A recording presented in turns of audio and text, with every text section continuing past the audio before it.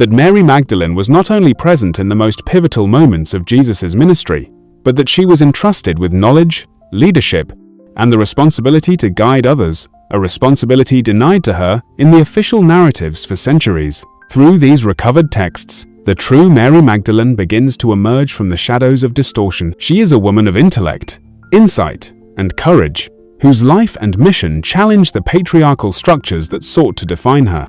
She represents a model of spiritual authority that transcends gender, a radical reimagining of leadership, and a testament to the persistence of truth, even when buried beneath centuries of suppression. In rediscovering her story, the veil is lifted, and a new narrative unfolds, one of empowerment, wisdom, and resilience, revealing a woman who was never meant to be silent, never meant to be constrained, and never meant to be forgotten. After the resurrection, Mary Magdalene stepped into a role that no one else could fill. She became not merely a witness, but a teacher, a guide for those who were bewildered, grieving, and uncertain. The male disciples, who had fled in fear and doubt, were suddenly confronted with the living reality of what Mary had seen.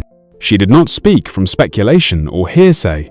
She spoke from experience, from the intimate encounter with the risen Christ that transformed her understanding and fortified her courage.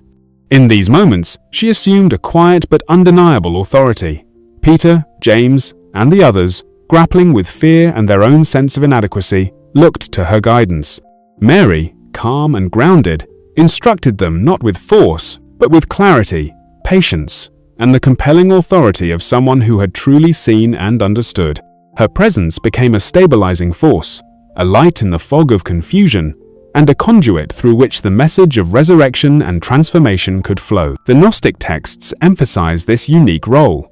Mary is portrayed not simply as a follower, but as a custodian of secret knowledge, a mediator between the teachings of Jesus and the fledgling community of believers. She holds conversations with the other disciples, explaining, interpreting, and even challenging them when their understanding falls short. Peter, often depicted as the strong but sometimes impulsive figure, questions her authority, revealing the tension between institutional hierarchy and spiritual insight.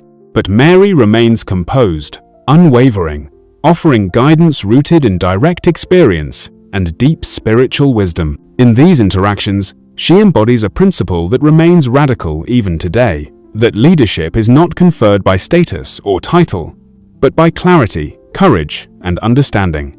She demonstrates that true authority is earned through fidelity to truth, a model that transcends gender, time, and social convention. Yet even as she embodied this transformative authority, the institutional structures of the early church worked to limit and erase her influence. The canonical texts that survived were carefully curated to prioritize male apostles and leaders, and the teachings that elevated women's roles were excluded. Mary's wisdom, her guidance, and the very legitimacy of her leadership were marginalized.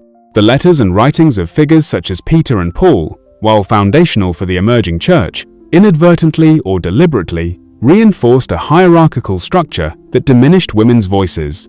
Mary Magdalene, who had stood at the cross and received the first vision of the risen Christ, whose knowledge was profound and whose courage was unparalleled, was relegated to a footnote in the narrative of spiritual authority.